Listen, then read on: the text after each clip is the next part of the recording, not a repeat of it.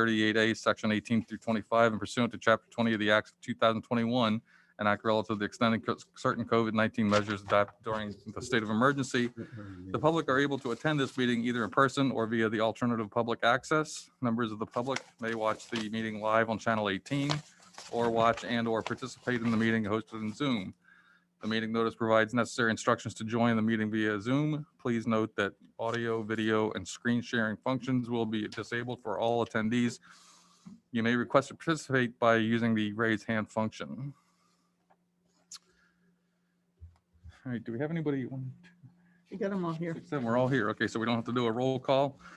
With the quorum present, then I will now call the meeting to order.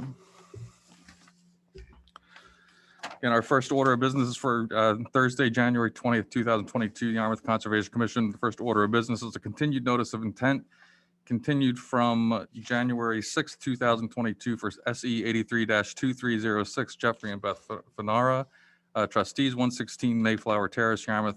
Proposed elevated walkway with fixed landing with land containing shellfish, land under salt ponds, land containing salt marshes, and land subject to coastal storm flowage.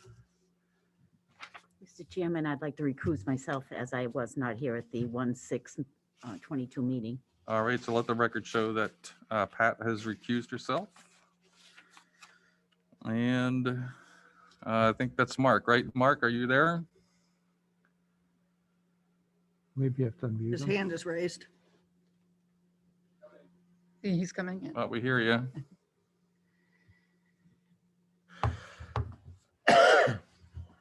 Nope, now he's off. There he is. There he is. He's still muted. I could see that. Mark, you're muted. Unmute yourself, Mark. You have to unmute him. Or do we? It's all Ben.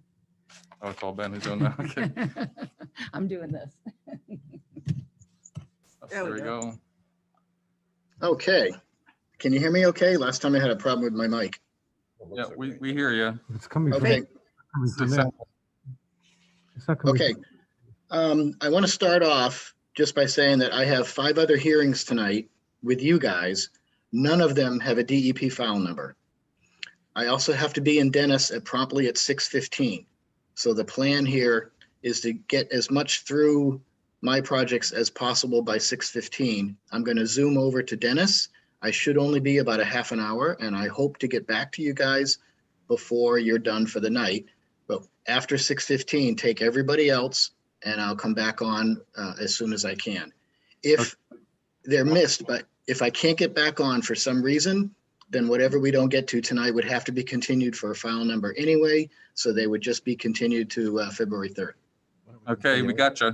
Okay, let's go. So yes, Mark Burgess, Shorefront Consulting for the Fanaras. At the last meeting, we had several issues to address. We submitted a revised plan that reduced the existing deck from 12 by 14 to 8 by 12. We reduced the outer 10 by 10 platform to 4 feet wide. And we added 2 mitigation areas that come up to 200 square feet. We added a planting list onto the plan.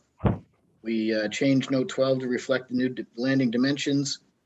And we changed, I changed the setback dimensions to adjacent structures to reflect the new outer landing size. Lynn Hamlin provided 3 wetland flags, which I put on the plan as well. And there is a Phragmites removal protocol from Lindsay Strode.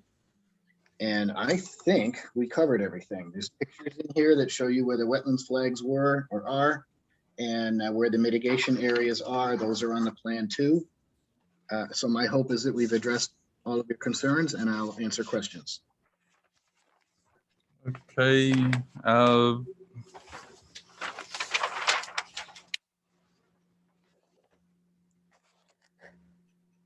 We also removed a little shed that's by the deck, where we're proposing to remove it. Okay. That's all on the plan. All right. Thank you, Mark. Sure. Let's see.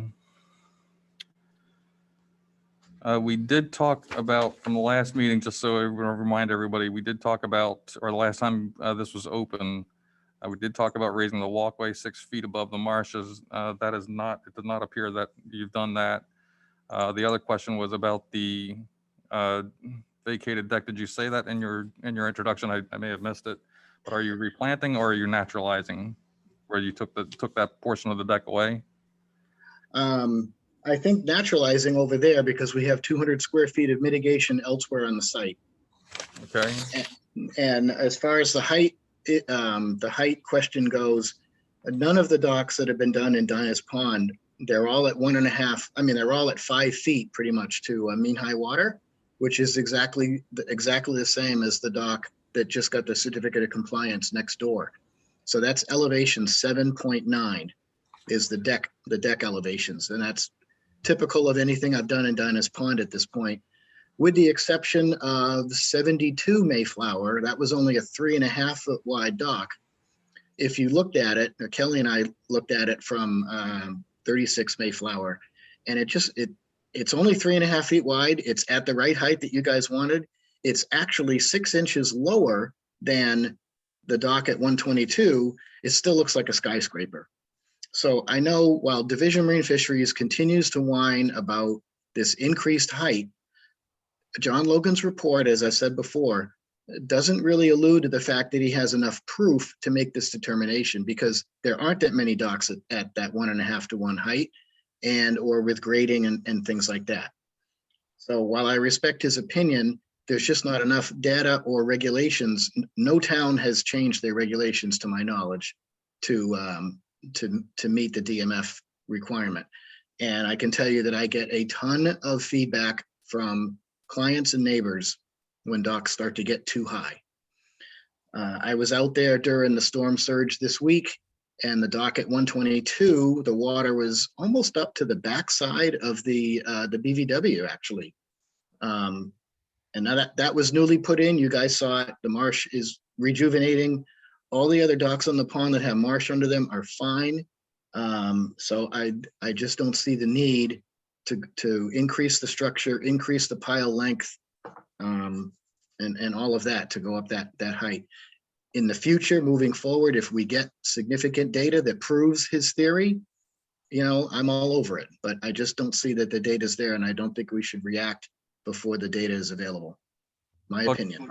If I remember correctly, that was showing that there was experimental data that was suggesting there was a significant increase in marsh grass underneath a higher elevated deck. So, the fact remains is that you only had, the reason we don't have anything is because nobody's ever tried it that high. So the experimental data is suggesting that it actually is useful. The reality is that we've never had situations where we've had docks sitting at less or anything more than 1 to 1. So it's always been the 4 feet above the deck or above the substrate. So that, I'm not going to debate the merits of Logan's report at this meeting at this time, but that's my opinion on that one. My other question, or my other suggestion then, is it seemed as though the invasives report that was included in the or that was sent to us sometime last week, I guess it was, that seemed generic. So they, I think they were talking about some areas, where was it? But talking about mowing, but mowing is not appropriate for this site. So I just want to make sure that that's called out if we do issue any orders of conditions, that gets included as part of the conditions, that mowing is not appropriate for this area. Agreed. All right. Anybody else? Questions? No, not for me. No. Anybody? I'm still a proponent of recognizing our dock regulations and the fact this dock is 57.4 feet from an adjacent dock. And I think they have the opportunity to center this on the property and fall within the regulations. I'd like to see that. Wait, what, Rick? That's impossible. I'm sorry, it's probably the mask. Our regulation is that there should be 75 feet between docks, and we are at 57.4 to the north and 112 even on the south. I'd like to see it centered so we are able to respect that regulation. It's 54.7 and 55.5. Yeah. 55. I'm sorry, I'm looking at your plan right here. It says 57.4 and it says 112. Where's So- the 112? Right here. No, it's 55. Oh, I'm sorry, I don't, is this not your plan? You get the wrong Revised on 12/21. 20 you're looking at. 'Cause it got so many. There was one that was like that, but I don't think. it This was is not the one. right plan. Ah, 1 second, Mark. Okay. Plans do you have with us tonight? Hey, we're all human beings.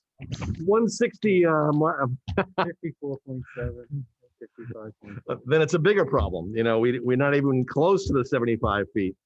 I agree. But if you look at the variance request, this isn't a dock. It's not going to be used as a dock. It can't be used as a dock. So the distance, if it has to do with navigation or prop scouring or anything like that, those conditions that relate to the setback don't apply because it's not the application that they're issued against, that the It's just very, setbacks. Mark, we have a resubmission this evening to turn a walkway into a dock that we turned down 2 years ago, whatever. It's just interesting that I know. We'll get to that. this is back and forth in a few years, but that's beside the point. So anyway, I still have a problem with this structure being so close to an existing dock. Just my opinion. I understand. I just don't see how being the use that how it's used as a walkway, I just don't see how that it has any impact in that regard to the other docks that are adjacent to it. But anyway, I understand. Thank you. Anybody else? Well, if this is a walkway, then no float and no vessel should be moored or tied up to it at any time. Mhm. As Rick Bishop pointed out, the last one that we had a walkway, now they want to make it into a dock with a float. So I think this is a slippery road we're starting to go down on. So you would like to see the conditions of saying no float No float, no tying the boat up, yes. and no Yep. Mhm. tying or mooring. a boat. Absolutely. Okay. No problem at all. All right, anybody else? And the project did go before Waterways in September. We had previously stated that. Okay, anybody else? If not, anybody in the audience on this project have any comments, questions, concerns? Is there anybody in the Zoom world that has any comments, questions, or concerns about this project? Yes, If not, would somebody like to make a motion to approve the project with the special conditions and the specials specified tonight with the no float, no vessels tied to the area and no mowing as part of the pragmatic control? So moved, David. Is there a second? Second, Ellie. All those in favor? Aye. Opposed? Nay. Nay. Hey, We have 3 nays. Are you a nay? We got a nay from Mr. Bishop. Nay. and me. Lawrence, Say- the three nays. Who's saying that? Who says nay? So Hoops, Bishop, and what's her name? I don't know, let me check what my name is here. Mr. Chairman, that means we have, We have 4-3. It carries 4-3. No, she did not I'm not vote. voting. Aye. she recused herself. Myself. Let him That's paying attention. All right.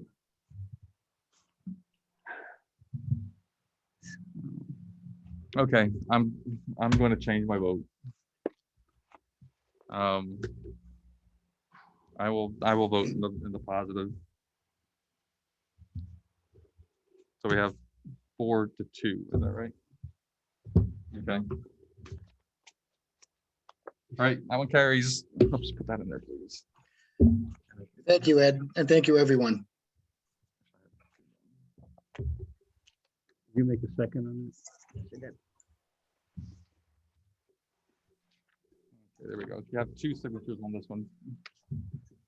Next order of business. It's another continued notice of intent from January 6, 2022 for SE 83-2312. Mary Manning, 60 Brave Farm Road North, Yarmouth, proposed rebuild of an existing second level deck with expanded footprint within the buffer zone to a coastal bank and bordering vegetated wetland and within land subject to coastal storm flowage. And this is, Chairman, I'd like to recuse myself as I was not at the 1/6/22 meeting. all right, let the record show that Pat has recused her from this one because she wasn't at the last meeting. Is Dan out here? Oh, Danny, I see Danny. Yes, good evening. Danny Gonzalez, professional engineer with Down Cape Engineering. Here on behalf of the Mary Manning Trust and their project at 60 Brave Farm Road North. At the last meeting, there was some concern about being within the 35-foot buffer to that coastal bank. We have provided a revised plan that shows the 35-foot setback to that bank, as well as the 50-foot offset to the bank, which was requested. We've also scaled back that deck to meet that 35-foot setback. We are now 35.3 feet off of that coastal bank with the second story deck addition. I did also speak to the owners about the upcoming enforcement that was mentioned at the last meeting, and they're looking for that and happy to resolve that issue as well, just as a comment. But I'd be happy to answer any other questions that you may have. Okay, thank you, Danny. So my other question with the let me go back to the material as far as it relates to the enforcement. That was if I remind me correctly, that was with the landscaping material and everything that's on the bank there or beyond the bank. It was that, as well as some clearing within the 50-foot buffer to the BVW. Okay.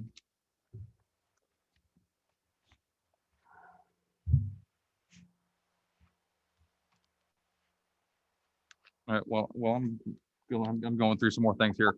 Does anybody else have any comments or questions? No.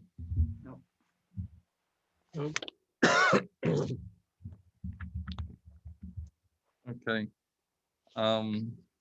So I think the 2 issues of the clearing and then the area.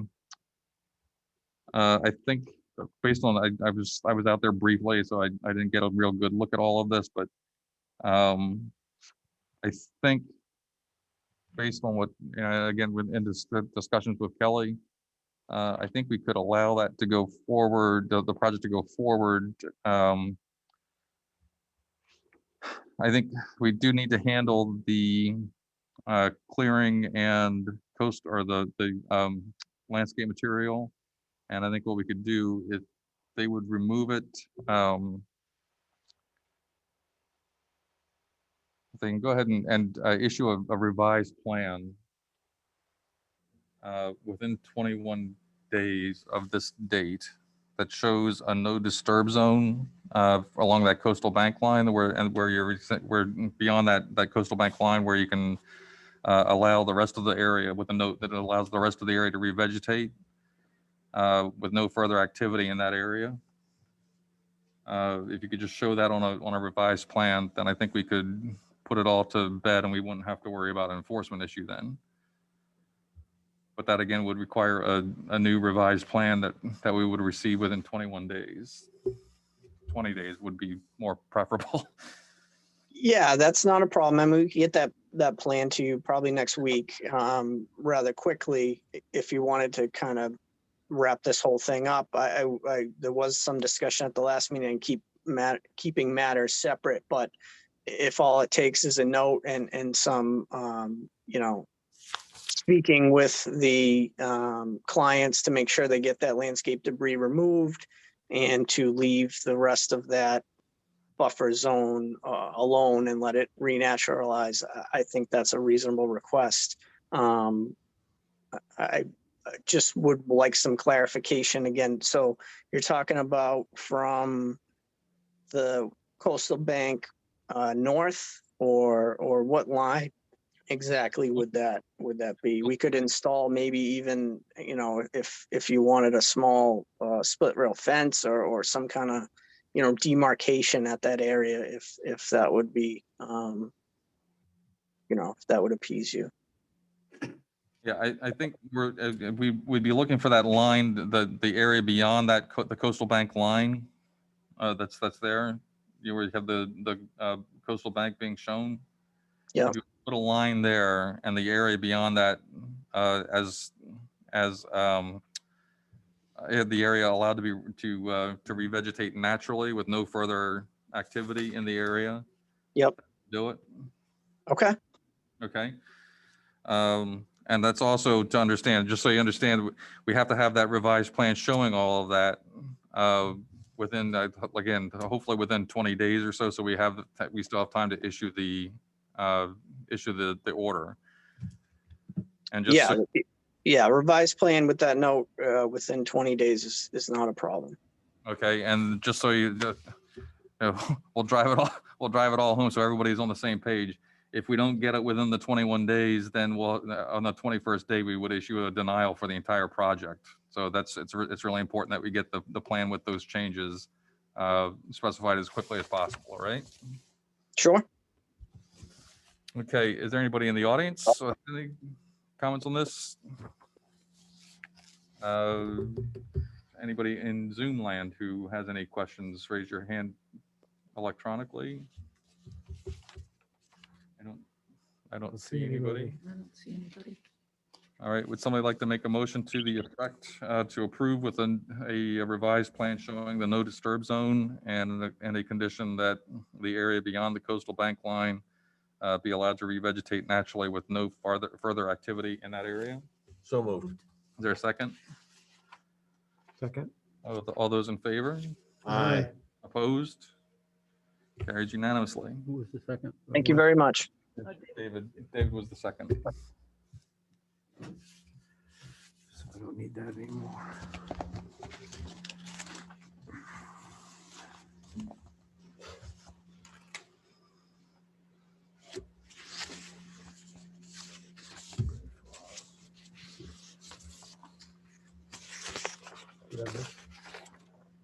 Power line.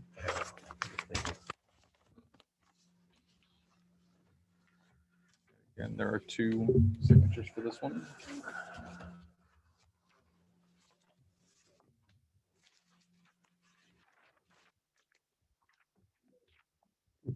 Yes. All right, next order of business is new notice of intent for SE 83-2313. Harold and Melissa Prokop, 41 Powers Lane, Yarmouth, proposed landscaping patio and driveway relocation within the buffer zone to coastal dune and within the land subject to coastal storm flowage. Thank you. Signatures. Lost my agenda. Hold on. Evening, Phil Cheney, landscape designer, representing the Procops with their project. It's fun to see a full board in front of me. Like that. The project that the Procops are asking for is fairly straightforward. The house on Powers Lane is just tucked down into the dune, which sort of wraps around it. We're keeping all of the proposed work outside of the dune. The front between the house and the street is currently either lawn or gravel driveway with cobble border. And so we're just looking to alter those areas by shifting and reducing the size of the gravel driveway, sliding it off so it's more centered on the house from the western side, and replacing some of that with a stone paver patio and walkway that would enable them to get from the parking to the steps up to the deck. Along with that are some ornamental plantings, some native plantings, and the request for a sail shade over the patio. That'll be mounted on 4 posts, and it's just a light fabric that would be stretched out between the posts that would provide shade. The primary issue is with this location, as you know, that up on the decks where they have good views of the water, the wind is extremely fierce. So they're just looking for some place that's be shaded and out of the wind where they can set up tables and so forth and be able to grill and eat outdoors. Along with this, proposing some replanting in the dune.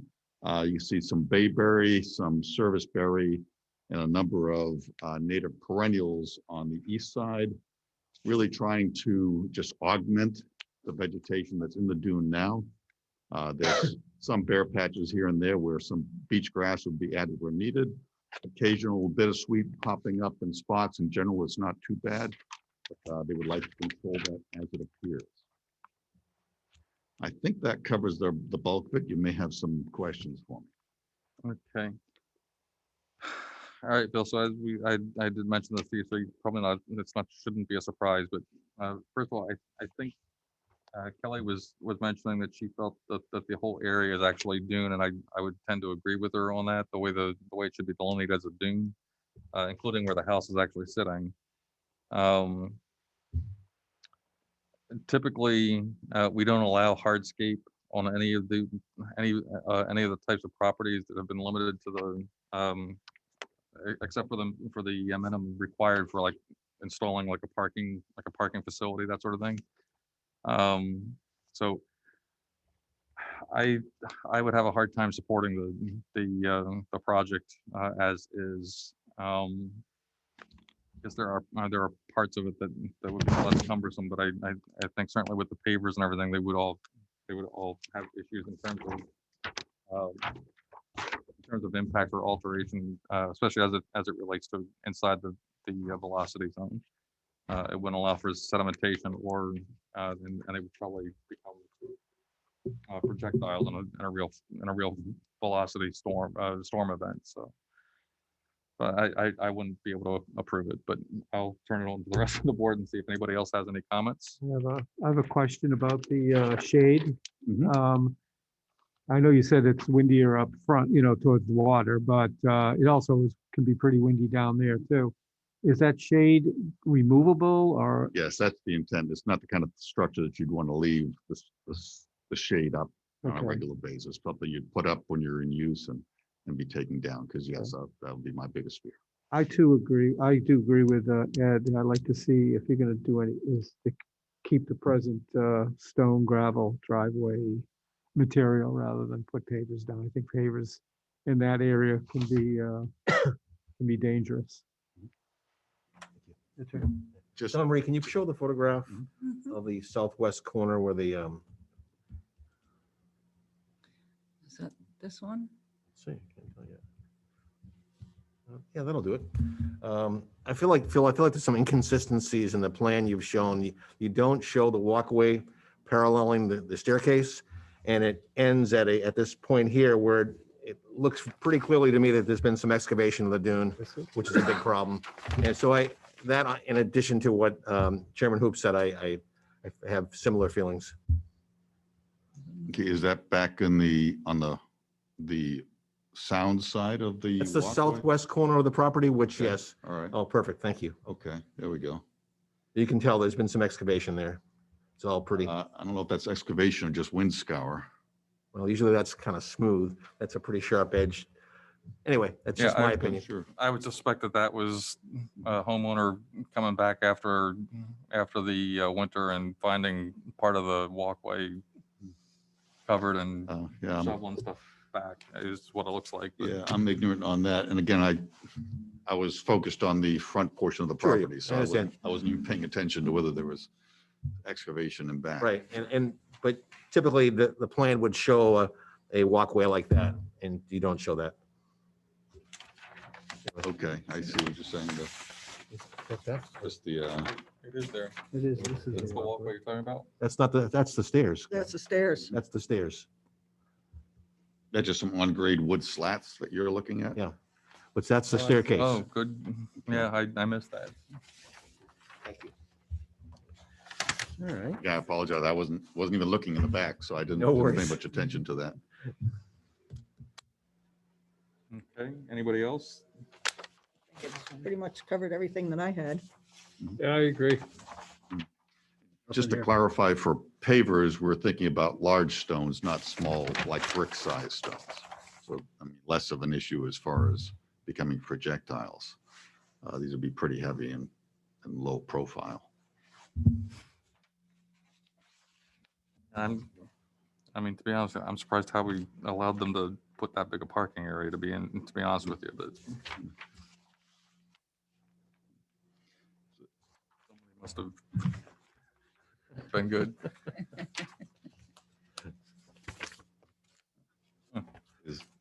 Is the commission consider the possibility if this was done in gravel rather than pavers, there would be, because the areas are roughly similar to what's there now in gravel.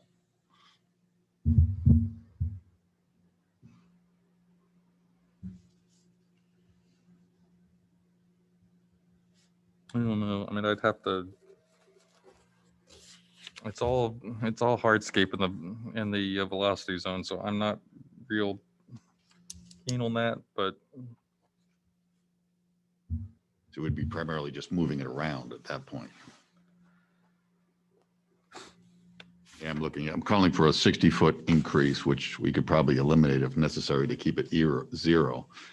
well, We're gonna do the I mean, dune again, improvements with that. I still it would be in the. I mean, again, it's in the resource area as well as the velocity zone. These are all- these are all- You know, according to the plans of record on the, when the house was built there, it does show the limits of the coastal dune, you know, around the house and outside the parking area. So that was what was recognized before. I mean, I'm not one who delineates dunes, so forth. I'm just taking the information that was available. Yeah, I mean, it's never easy that way either, especially given this type of site. But But I don't think the front lawn would generally be, well, currently be considered a dune. I mean, this property's been in use for quite a while. The house there now is fairly new, but there was a pre-existing house, and so. I don't. Does anybody have any? They want to entertain any of that? I don't see that you're swaying a lot of people there, Phil. I'm sorry. Yeah, I don't see doing that, to be honest with you. It doesn't look like the board is willing to support that. Even if it were all gravel. It's still in the resource area and the velocity. area. I say, and just to clarify, I don't want to push it too far, is it that there's X amount of gravel and driveway there now, when just be moving it around, moving the lawn, switching the gravel. And so the idea would be to have little to no increase in gravel area. So it'd just be a matter of reconfiguring what's there. And we'll see how that would be considered a problem. I think we talked about that if he removes that. So, if we could, I think what Rick just said it too. You want to say it? Yeah. I might be convinced a little bit more if we did with the gravel in that area, but there's that side walkway. I don't know if we have a picture of it or not. There. Yeah. I think it's the Is it one this where I'm sticking out. That one? Is that, yeah. Remove that and revegetate the area with beach grass. I could be okay with that. There's also some stone pavers. Yeah, around the corner. Right. Well, right where we are. I don't know if you took pictures of that. Oh, yeah, farther to the north. there Out were towards the stone north. pavers. I don't think we have a picture of it, but On the side of the house, right? Yeah. There were some pavers. I don't think we have Yeah, I that don't think I have picture a picture of it either.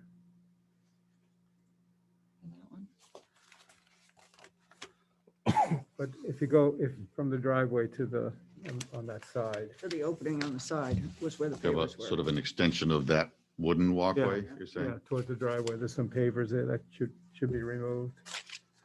If they would do that, I'd be more likely to vote for the gravel. That's me.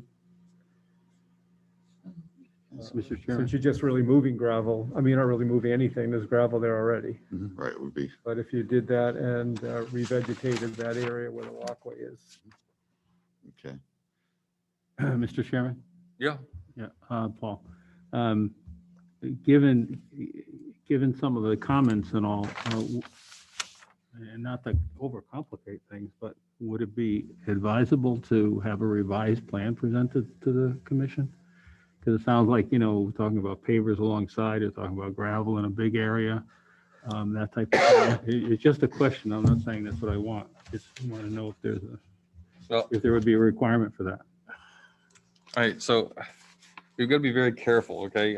First of all, if the commission wants to see, if you want to try and have them come back and stay within more or less the description, you have to stay within the description of the project as it is, okay? Yeah. If they can't do that, then, it's not like we can just go ahead and say, okay, well, we're going to make it a completely different project. So if the commission wants to support giving them another 2 weeks to think about it and come up with a different plan, and you're willing to do that, Sure. then I'm willing to go ahead and say we can at least take a continuance.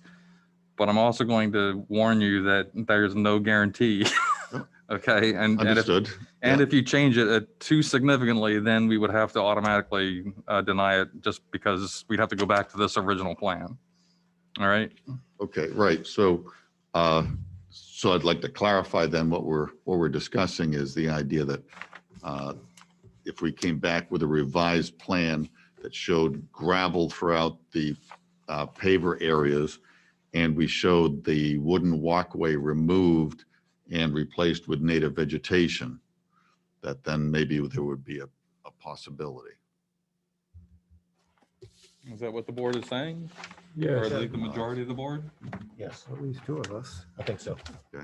Okay, but again, I'm not going to, Nope, no I understand promises, all right? that a continuation does not consist of a promise. I understand that. All right. It all depends on what we come back with, and say I'll need to discuss with my. Okay, so, see how they want to proceed on that. so you're clear on how you want to go? So yes, I'd like The to board is request a looking for? continuance then. Yeah, like I said, if you have any questions, ask Kelly, call Sure. her up and ask when, next week. Because again, you have to be very, very careful not to change the scope of the project or the overall description of the project. All right. Right. No, I think that's All right. With that, would somebody is there anybody in the audience, nobody in the audience here, anybody in the audience at Zoom?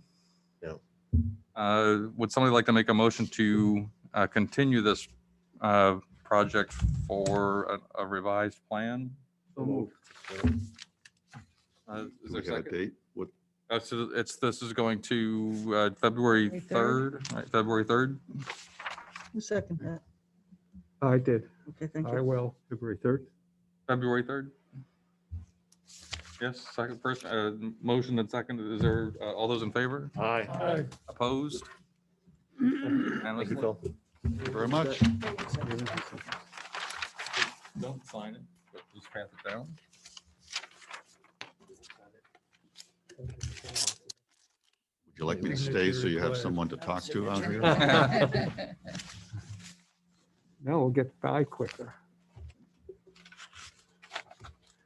All right, next order of business is another notice of intent for Phyllis Tamayola, 40 Prince Road, Yarmouth, proposed extension of existing shorefront protection within the coastal beach, coastal bank, and within land subject to coastal storm flowage. That's Mark. See, Marsh.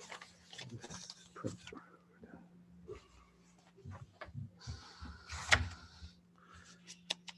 Right here for you.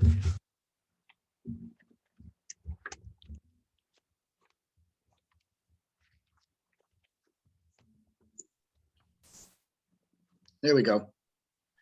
Okay, you can hear me okay? Yeah. Okay, thank you. Again, yes, Mark Burgess, Shorefront Consulting. These next two projects, I know we'll do them one at a time. The next two projects are done together. So for 40, Ms. Tamalio, 40 Prince Road, what we're proposing is to extend the existing rock revetment or rock riprap. It's kind of a hybrid between the two, approximately 93 feet to the property line, to the east property line. We'll get into the next project, but these eventually are going to all join together, so it's one contiguous form of shorefront protection. So what we're offering on this project is 93 feet of the revetment extension. It goes up to elevation 6, which is give or take the same elevation of the rocks that are there now. So there's no height expansion. Sorry. There's a proposed 5-foot buffer strip. There's lawn that goes up there right now. So we're proposing a 5-foot buffer strip. The buffer strip would consist of the native plantings chosen from the Barnstable County list. And there's a note in the plan that could certainly be a special condition that planting list would have to be approved prior to construction. I've been doing it this way lately because we just don't know what plants are going to be available at the time of construction. So if I put a specific planting list there, it's likely going to change anyway. And the idea is to work it out. Kelly knows her plants, and we'll come up with a planting list. She can approve that, and nothing can happen until that happens. So that would take care of the 5-foot vegetative buffer. There's a rickety set of steps there. They're going to put in these stone steps that are integral to the revetment. So they don't have to be removable. They're stones just like the revetment, obviously nice and sturdy and permanent, and they look kind of nice actually. The vegetative buffer is behind all of the extension, even though some of the extension is just landward of the existing rocks because they kind of taper down on the far west side. So the full 93 feet get a new vegetative buffer where there is lawn now. All of the work is above mean high water, and I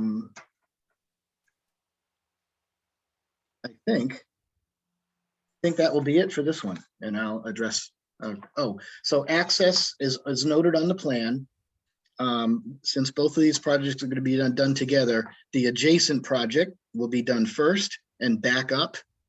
And then a lot of this work, I believe, can be done with an excavator on the top of the slope. You have to get on the beach to do the other project because there's just no other way to get there.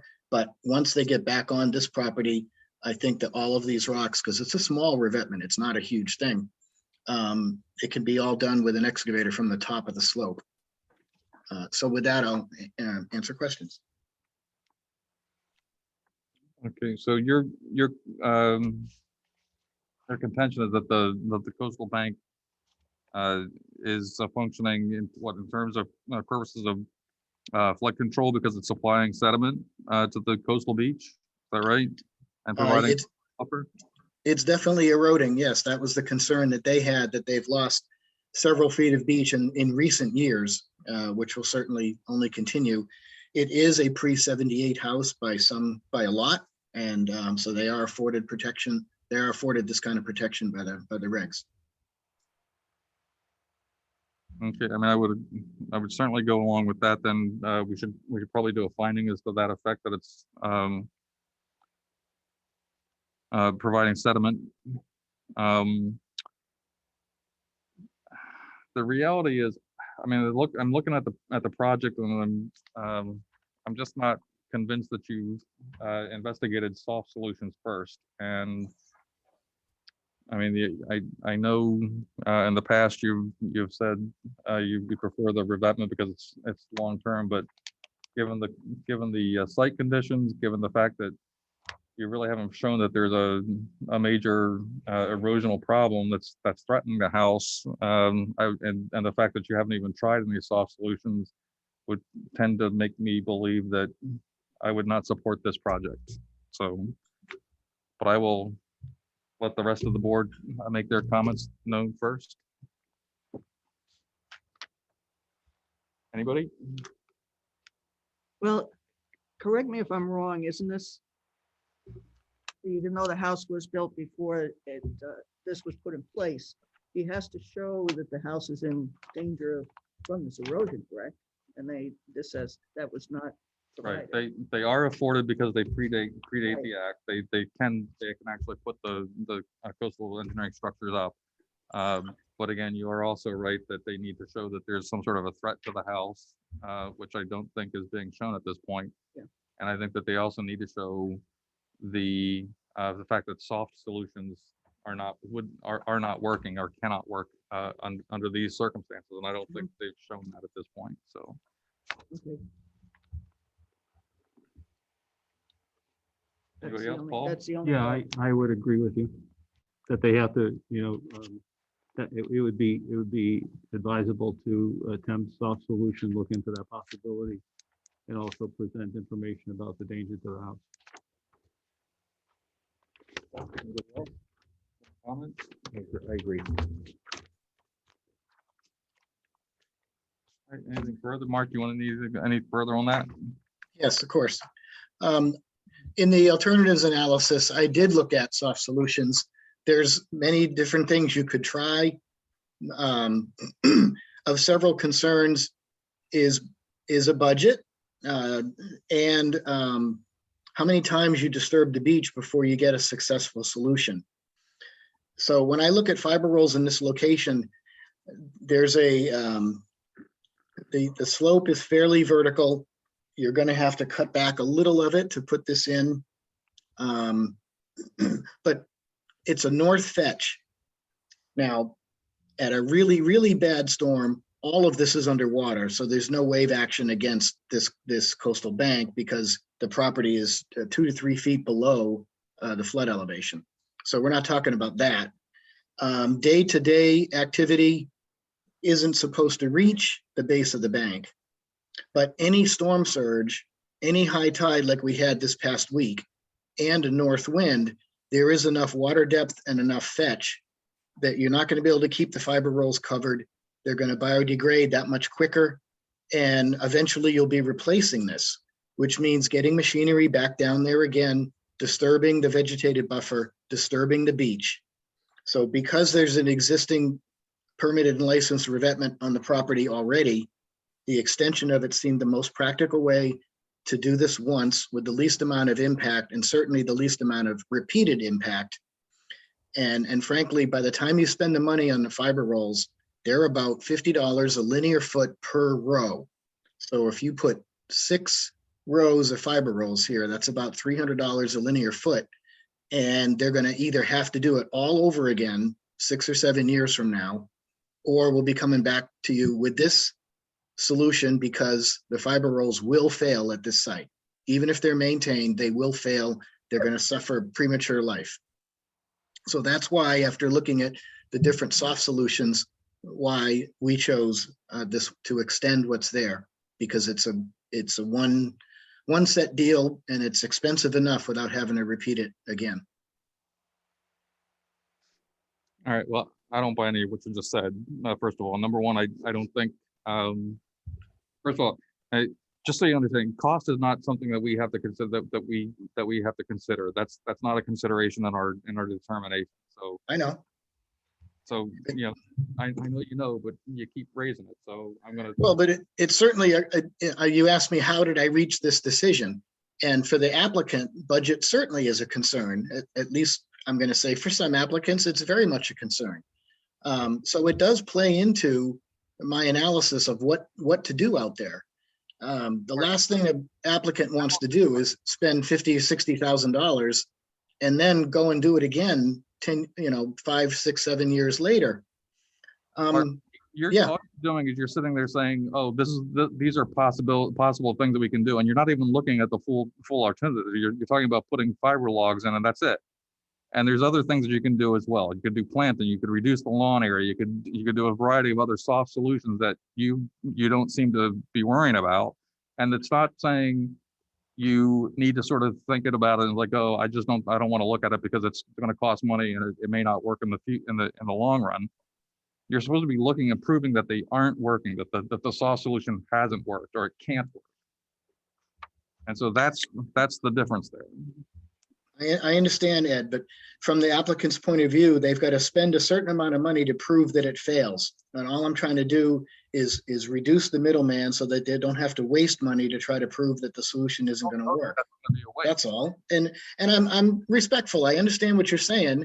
I'm not saying this is a slam dunk or it's easy, but me and the applicant and I do look at all of this ahead of time. I give them their options. I tell them what the risk factors are.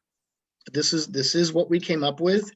And I just hate to see them go through the whole thing of putting some type of soft solution and then having to go repeat that time and expense and disturbance later. I like to do things right the first time, that's all. Respectfully, Ed, I get it. As far as the demonstrating whether the house is in danger or not, I mean, obviously there's plenty of distance where the house isn't going to fall into the ocean, but I didn't think we had to do that. I didn't see anything in your regulations that says that somehow I have to prove that the house is in jeopardy. That is part of other towns' regulations, but I didn't see it here. So did I miss something or what? Part of the performance standards. Which performance standards? For the town or for the state? For the state. The state doesn't make me state that the house is in jeopardy.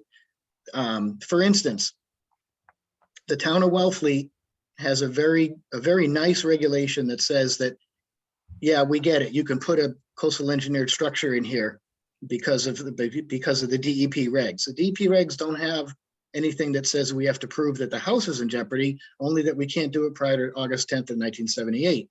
Having said that, what Wellfleet did, they went one step further and they said, okay, fine, you can put a structure here, but only if one of two conditions is met. Either you can prove that the house is within 20 years of an erosion rate where it will reach the foundation, or that the erosion is already within 40 feet of the foundation.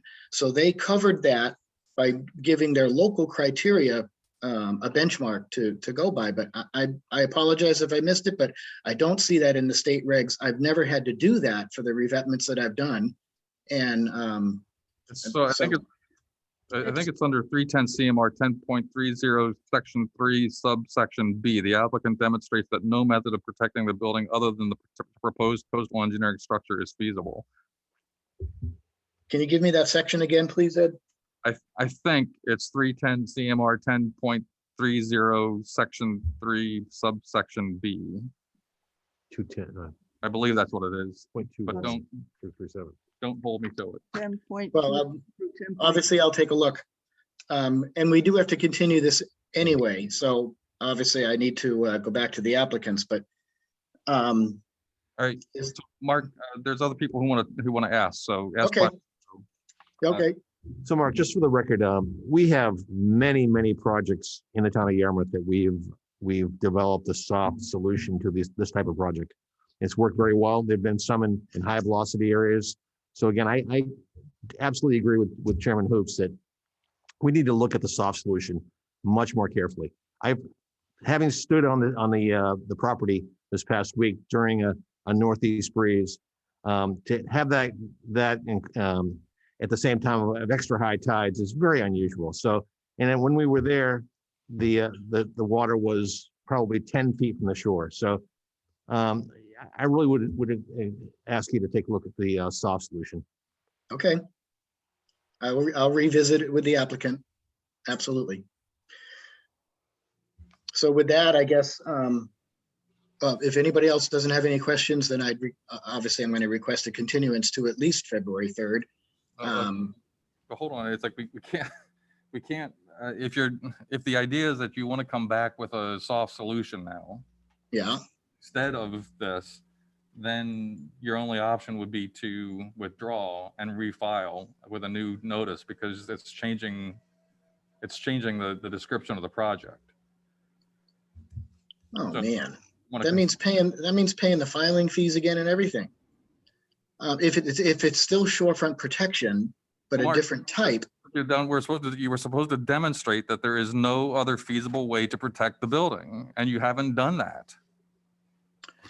So if I have a chance to do that, or we go back to a soft solution, that's still in the scope of shorefront protection with the filing.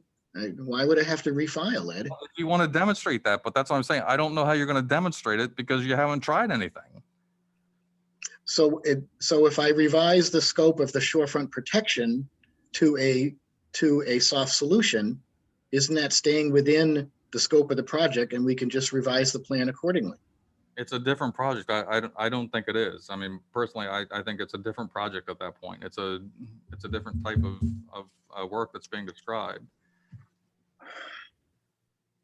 Well, respectfully, I think I disagree with you there. Shorefront protection is shorefront protection, and it comes in many forms. The scope is to protect the land and the dwelling eventually, but the scope is to protect, the scope is the same. How you achieve it might be a little bit different, but the scope is the same. I'd like to ask for a little leniency here to not have to waste more money to go and refile again. Let me go back to the applicants, see if they want to do that scope. If they're like, forget about it, maybe they withdraw. I don't know, but give me the opportunity to go back to them and stay within the scope of shorefront protection. The opportunity, I will give you the opportunity to continue, ask the applicant which way they want to go. And then if worse comes to worse, in 2 weeks' time, we'll be back. We'll have the DEP file number and we can withdraw at that point if you don't want to do it. If they don't want to do a soft solution, you mean? Right. Okay, that's fair. I just want the opportunity to bring it back to them.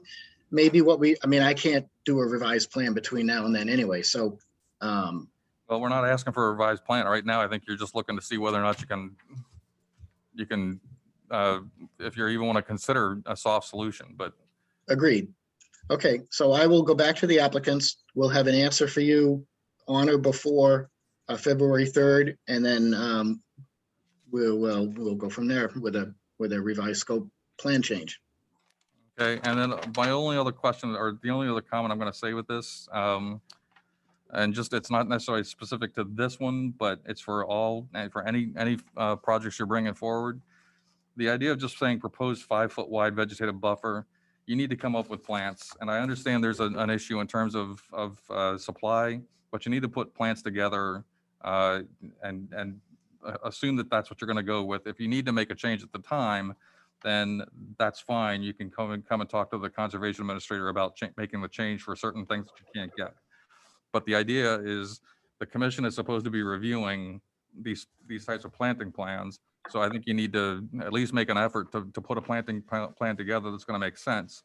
And then if you need to change things, we can ask Kelly to approve a change for a specific type of plant, that sort of thing.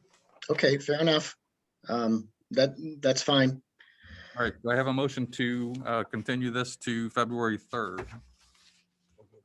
So moved, Tom. Is there a second? Second, Ellie. All those in favor? Aye. Opposed? Carried unanimously. All right, again, No don't sign. sign anything there. No signatures. Next order of business is another notice of intent for Phillip, Pears, and Sheila Tuck, 44 Prince Road, Yarmouth. Proposed extension of existing shorefront protection within a coastal beach, coastal bank, and within land subject to coastal storm flowage. Again, Mark, it's looking like we don't have any DEP number for this one, right? Correct. Nobody did anything for any of these. Okay, I think we're going to be looking at the same situations that we were looking at before. Right. I have. And on what happens with the other project at 40. Is that right? Say again? I think this project is quite dependent upon what happens at 40. So if we either deny it or you changes and you have to withdraw the application next time, then we can't really say anything based on this one. Then I think these two need to be heard at the same time, so we can. And the one is dependent upon the other. I agree. Yep. 40. Correct. They've always been done as a joint project, so the same issues apply. I do have one question. The one difference between the two projects is that where they wanted to extend the revetment or the shorefront protection, there is already an established vegetated buffer there. So what I did on the plan was, since there wasn't really a place to add it per se, certainly not where it is, I added to augment off to the right as you go to the east. There's a little bit more lawn and a little less vegetation. The vegetation starts to go over the bank a little bit. So I drew some areas and clouds on the plan to augment that area. But there's already an existing vegetated buffer here that's well established. And so there was nothing I could do there. So I'm proposing to do it on the other part where we're not doing any work. And if that's okay, at least I know that part's okay. And then I'll deal with everything else the same as the previous project. Are you just talking about from the vegetative buffer area? That's what you're referring to? Yeah, if you were at the property and you look where they want to extend the shorefront protection, there's already, it's almost woods. I mean, it's all planted and everything over there. There's nothing you could do to make it any better. And it goes clean up to the shed. So the only other place to add or do anything in addition would be to augment the areas on the right-hand side by where you come out of the house, on the right-hand side, as you look at it from the water. There's a picture, there might be a picture in there, but does that sound reasonable to the board? Very good. Yeah, they're saying yes. Okay, cool. All right, then ditto on this one and we'll move on. All right, so do I have a motion to continue this until February 3rd? So moved. There a second? Second, Ellie. All right, all those in favor? Aye. Opposed? Carried unanimously. Okay, No sign. No sign. Saving ink tonight. Just going down. All right, next order of business, another notice of intent for Nicholas and Donna Dino, 140 Mayflower Terrace, Yarmouth, proposed extension of existing walkway for a pier, ramp, and float within land under salt pond and land containing shellfish. yes, so Mark again, Shorefront Consulting. So there is some history with this project. If there's new members that don't remember, a year or so ago, Mr. Dino built a walkway and then decided to try to turn it into a dock, which was a no-no. He was under a violation. He removed the floats and the ramp the very next day, within 24 hours. So I took a look at it, and I want to say for this one and the project coming up, I went back out to Dinah's Pond for 2 months, and I left my tide gauge in for 2 months. I went back out several times at low tide. What I wanted to make sure was the data that I've been providing you over the years hadn't changed, or at least hadn't changed much, or if it had changed over the 2 years ago when I did the other projects in Dinah's Pond, because the area north of the Route 6 bridge, that's still continuing to shoal up. And I didn't know if it was going to make low tide higher or high tide or who knows what. So I'd spent 2 months out there re-verifying the high and low tide elevations. And it still concurs with the data that I had 2 years ago. Initially, it was thought that there wasn't enough water here, but that data was not from the benefit of use of a tide gauge. So to my knowledge, I'm the only person that has put a tide gauge in there and collected that data. So that's why the project is back in front of you tonight. He has 80 feet out. He has within a half an inch, he has 3 feet of water at the 80 feet of depth. And I'm confident of that number. So what we did was we extended the proposal before you is after the step down is to extend the existing walkway as in the same configuration.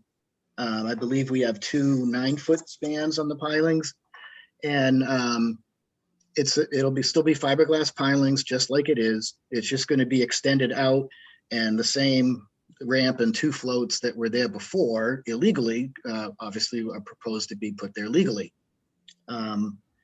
I submitted the original shellfish survey that was done by BSC, and that's, I think, about it. We have 2.7, no, sorry, wrong project. We have 2.8 feet on the landward side of the float and 3 foot on the seaward side. And if you recall, at 122 Mayflower, we had float stops at 2.75 inches. So I did not propose float stops here because we have 2.8 inches.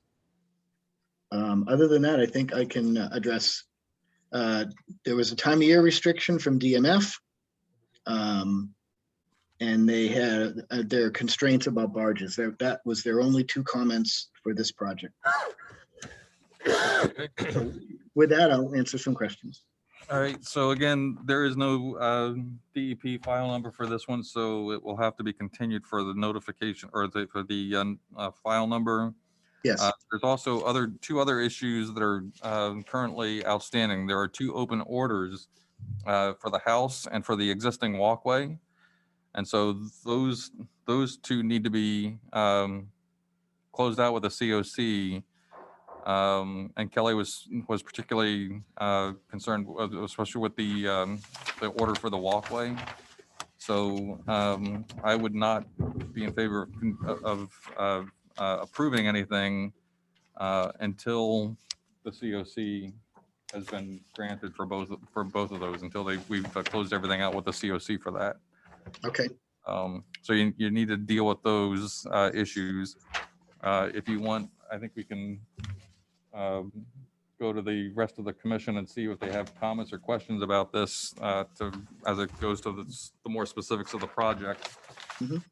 And see if you need to do anything with that. So with that, I'll turn it over to the commission. Anybody questions? I think, Ellie, did you have a? Yeah, I do. On your plan here, on the dock plan itself, it says that the float is inside the 2 and 1 foot on the main plan, and then on the little drawing up here, it says it's 3 feet. So which is it? They don't coincide.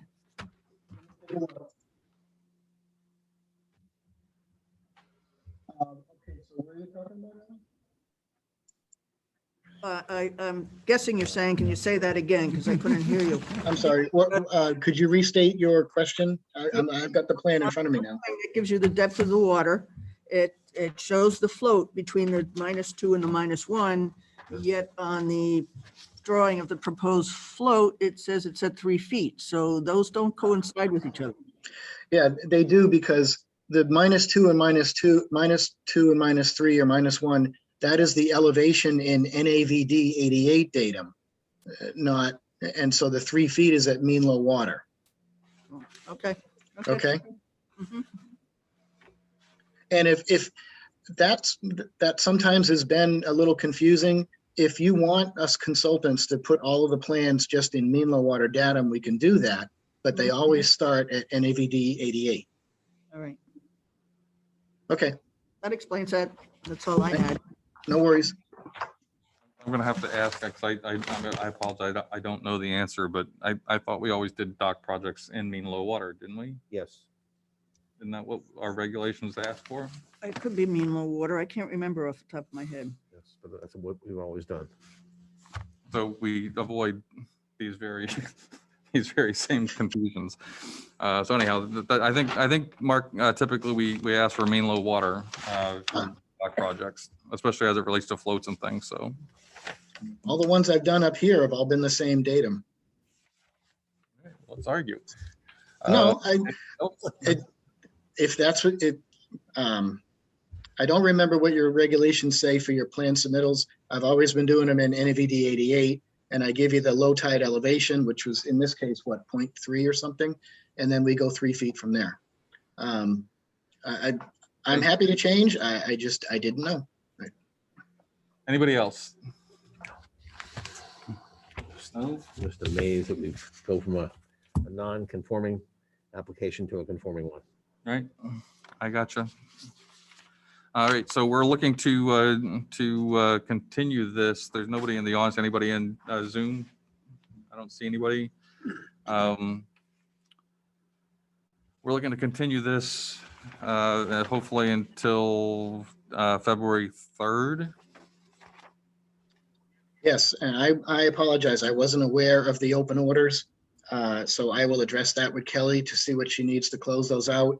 If we can't get them closed or submitted by, I guess, in a week, then we'll just have to bump this again and we'll do everything all at once. Okay, so we'll aim for February 3rd. We'll shoot for it. Is there a motion to continue to February 3rd? So move, David. Second, John. All those in favor? Aye. Aye. Opposed? Carries unanimously. And don't sign anything there. Okay, I think I'm gonna have to break off and go to Dennis now. I've just gotten an email saying that they're next, and that was a minute or two ago. So I need to break off. You guys continue with everything else, and I'll be back as soon as I can.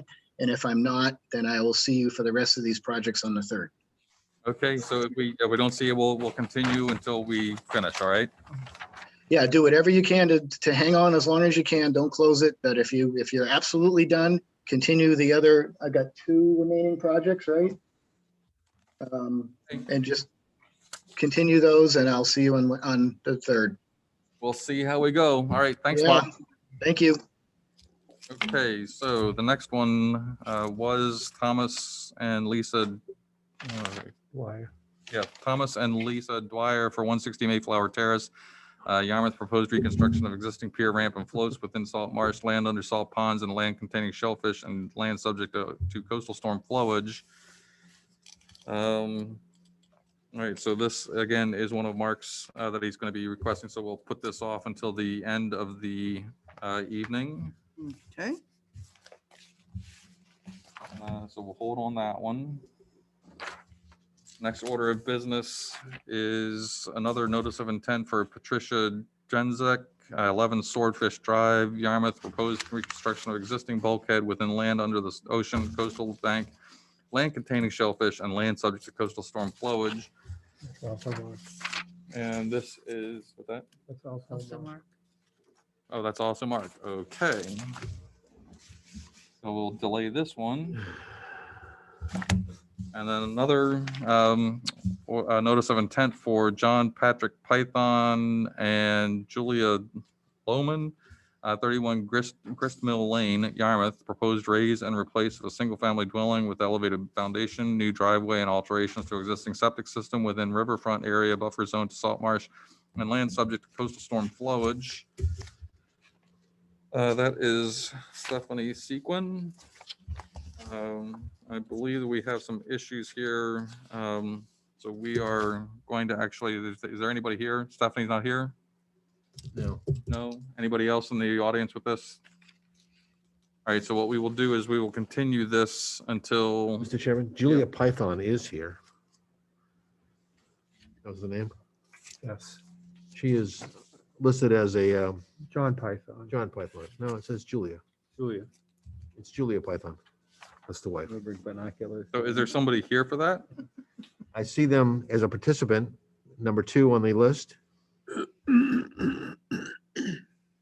Let's see, so we have an issue with the project narrative. There's no environmental report, so we can't do anything because we don't have a project narrative for the project anyhow. Okay. So what we would do is continue with the idea. Oh, there is a letter here, right? I'm not sure there was. I think there was. something Hold came on. in Today.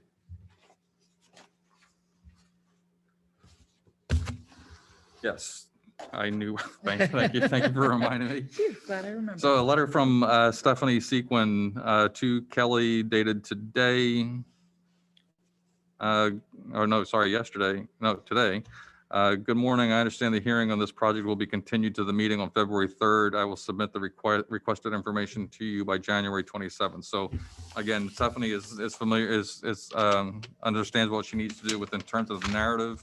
It was an administratively incomplete notice. So she will get that to us as quickly as possible by no later than January 27th.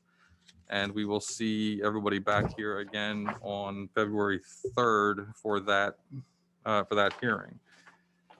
So do I have a motion to continue so moved. Ellie, February 3rd? Is there a second? Second, Rick. All those in favor? Aye. Opposed? Carries unanimously. I'm going to pass this one down, but there's nothing to do with it. And Paul, just remember that's out of order now if you're keeping things.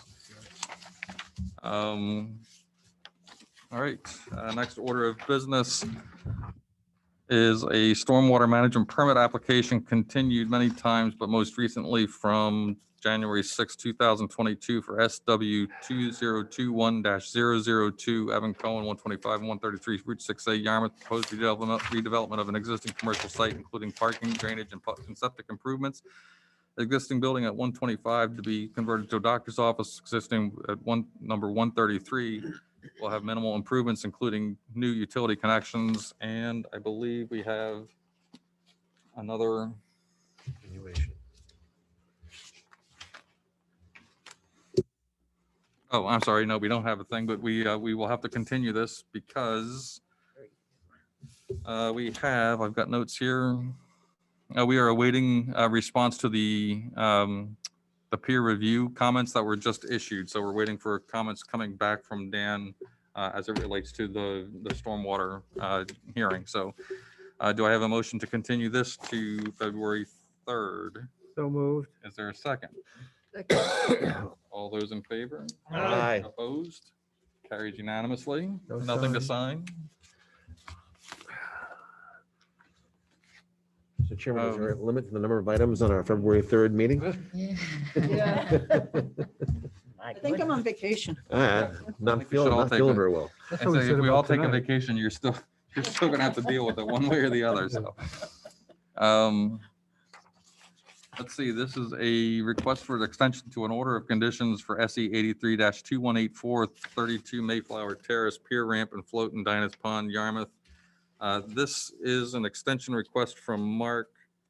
I'm reading through the comments from Kelly. She has no problems with it. She recommends extending for 3 years. And says that the plantings have not been completed and require 3 growing seasons. Invasive management is ongoing. And just so as a matter of a note, the applicant's husband has just passed away. So I think we should at least extend that for the 3 years that they ask. Agreed. Okay, Agreed, is there yep. is there a motion to that? Is So moved, David. there a second?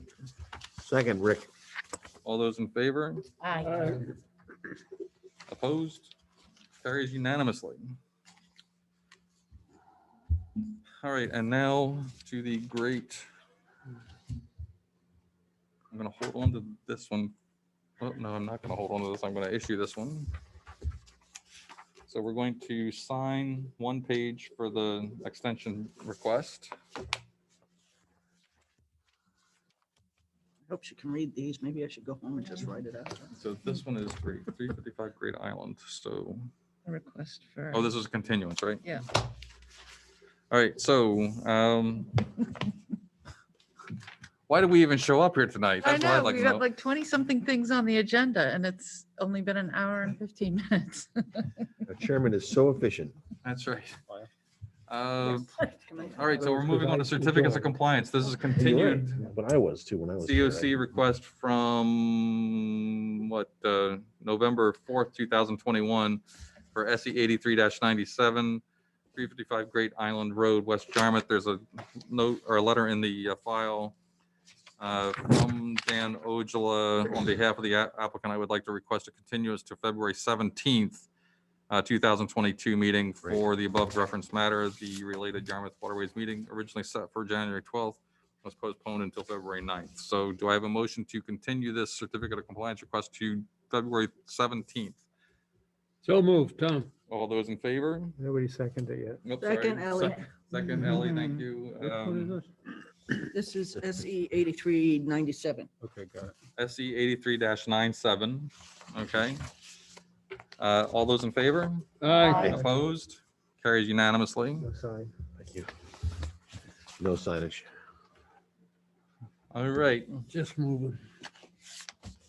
listen up here, folks. All right, All right, hold on a second. Yep, we're getting our Okay. pens ready. You know, we're gonna give, COC. Wait 1 second. we're gonna give Paul a moment to catch up here. Yeah, if we don't sign. I think it. everything's easy from here except for the Scallop Road, right? Yes. Great Island Road and Scallop Road. Are the only two, You're right. right? And And the everything rest- else is easy. Hopefully as a unit. Yep. We can approve those. So this is all but Scallop Road and the other one. You're good? Okay, all All set, right, all right, Paul, here you go. Ready? I think. All right, so these are easy certificates. So do I have a motion to approve the certificates of compliance for SE 83-878 11 North Cove Landing, Yarmouth, for SE 83-1654 129 Mayflower Terrace, Yarmouth, for SE 83-1414 4 Bayview Street, Yarmouth, for SE 83-1486 4 Bayview Street, Yarmouth, Yarmouth, for SE 83-1634 for 30, 34, 40, Lot 1 and 50 Bayview Street, Yarmouth. For SE 83-1690 Bayview Street, Yarmouth. For SE 83-1385 for 1079 Great Island Road, Yarmouth. For SE 83-1413 1079 Great Island Road, Yarmouth. And for SE 83-1870 Town of Yarmouth Townwide 10-year dredge permit. Is there a motion to that effect? So moved. Is there a second? I guess I'll second that. That'll be the, All right. So that was Pat and Ellie. yeah. All those in favor? Aye. Opposed?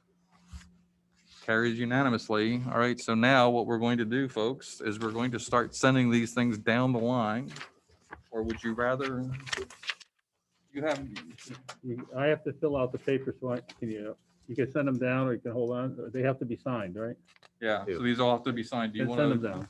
Huh? Send them down. Send them down. Okay, so I'll start sending them down and we'll start working as we go. So how do you like that? Brilliant. This was a, You want me to repeat the entire motion? That was for which one? 11 North Cove. Yeah, that's the first one. That's correct. 7, 8. All right, so I just, Hey, do somebody you check me remember off as I'm whether we going. I'll do that. passed These Okay. two, or we continue? For We continued those. Oh, no, wait. 1654. Good, go ahead. I'm gonna line these all up. Gray Farm, we okayed, and This is 116 Mayflower. SC we 83, okayed. 1654. That's correct. Okay. oh, on the Thank you. certificate of compliance, I didn't see- Yeah. That's okay. That's Yeah. all right. I shall tell them this too. All right, I'll separate them out a little bit. Okay. So that's for 1486 and 1414. I'm checking them off as I get them, just to be Okay. sure. There's 2 on this just- one. Double check me as I'm going through. Okay. There's 2 here. Thank you. Okay. And this would be 1486. No, that's, 1486. This is Got page that. 78. 1414. okay.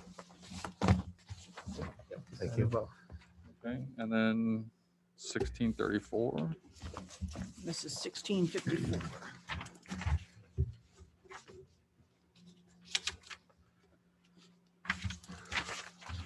Pat, this has 2 signatures. Okay. This is 1634. Thank you. When they come, 90. okay, put them upside down like that. Okay. I'll take the one off the bottom. Okay. No, it doesn't have to be upside down. I'll just- Thank you. The 90 and number 18. On the bottom. Okay.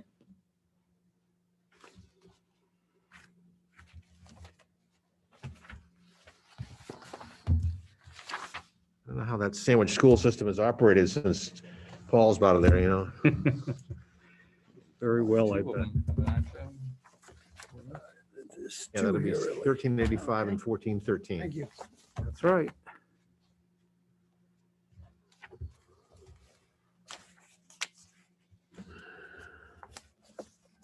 Okay, that's the last one. Is that one there?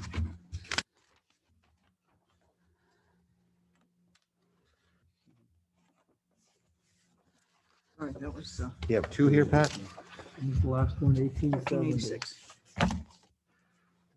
Yeah. So, Mr. Chairman, Mhm. this 1870, the 10-year dredge permit, Yeah, there's a new notice coming in Okay. for the new 10-year. thank you very much. That's all I was interested in. Oh, thank you. All right, next order of business as you move through here is another certificate of compliance for SE 83-2038 29 Scallop Road, Yarmouth. And allow me to look at my notes. 2 there, really. Okay. Last one. Go. One next one. All right, so the notes. Hold on. Let's put it there, Tom. Those are the ones I know I haven't. Scallop Road, right? Paid to issue.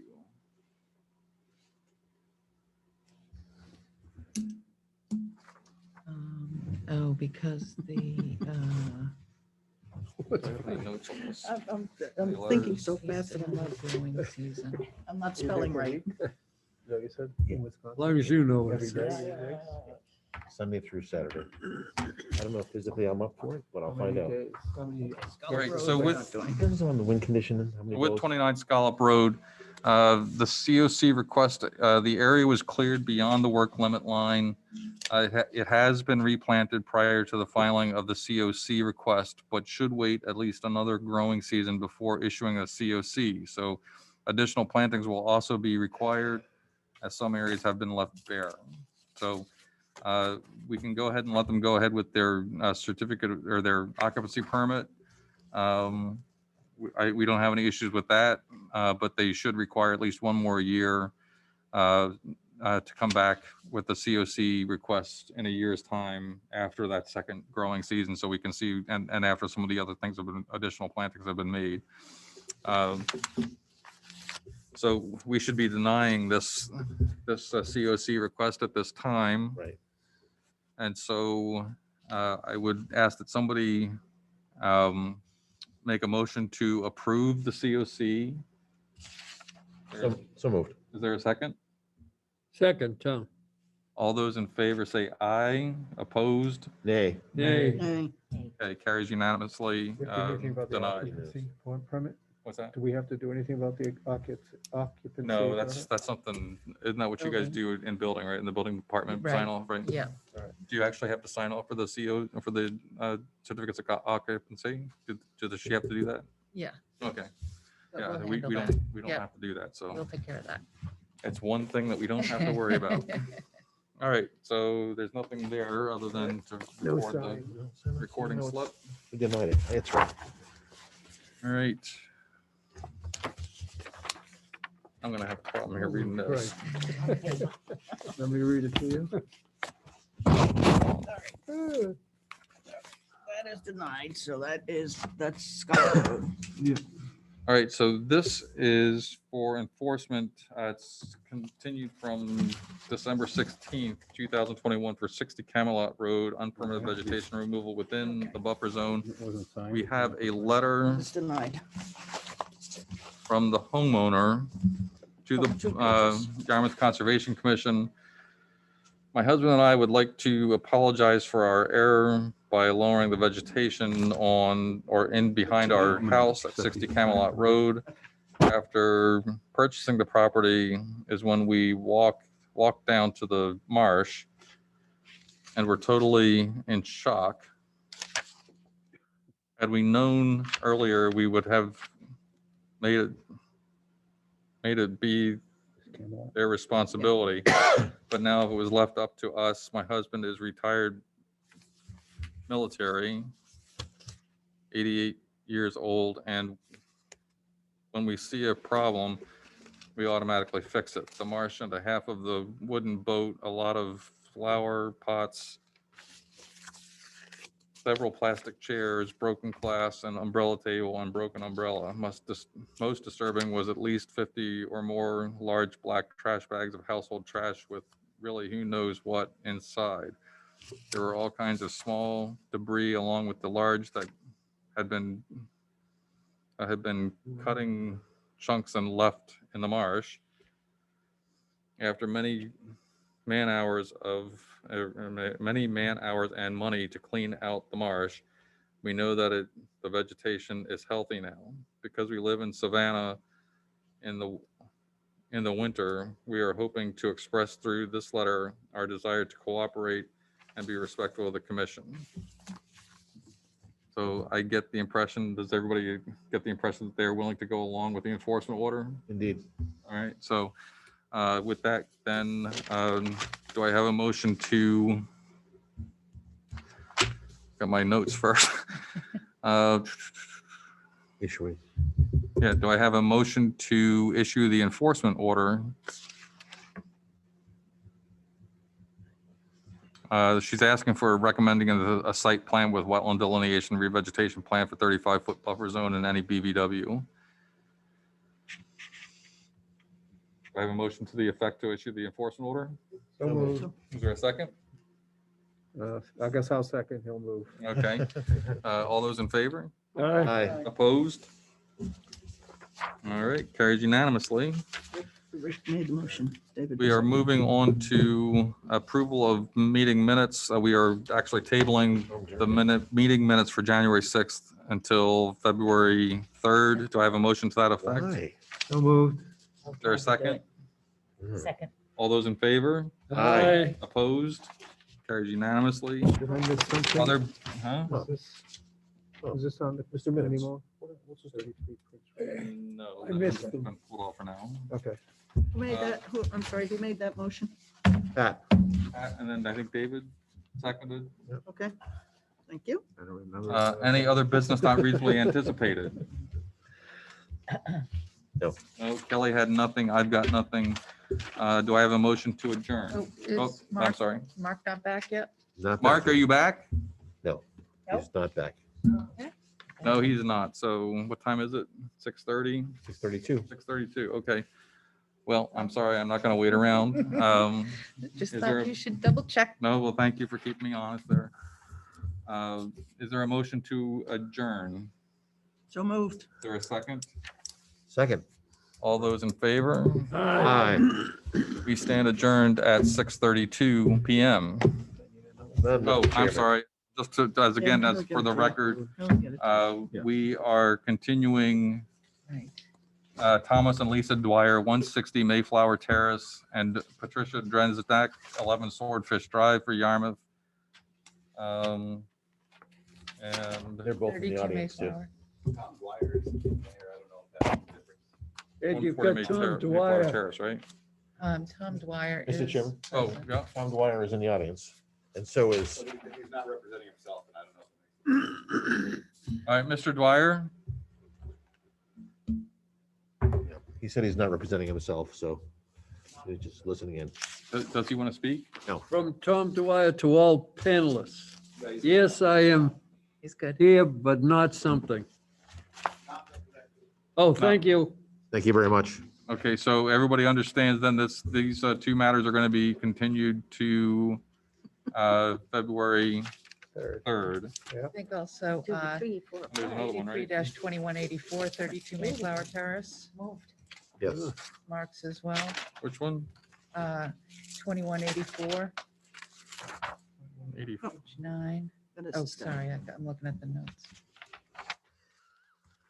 Wait, I know I'm missing one, Really, aren't I? Dale? Yeah. Really? Did two. He just slipped. No, It's 2184 was the extension request we, Oh, sorry. You still that. Yep, What, on the water now Yeah. or no? No. so I think you've got it. okay, so yeah, I think we're all set. We're all set. All right, thank you, everybody. Okay, thank you. That was a nice shot. There we go. I would have bet against I'll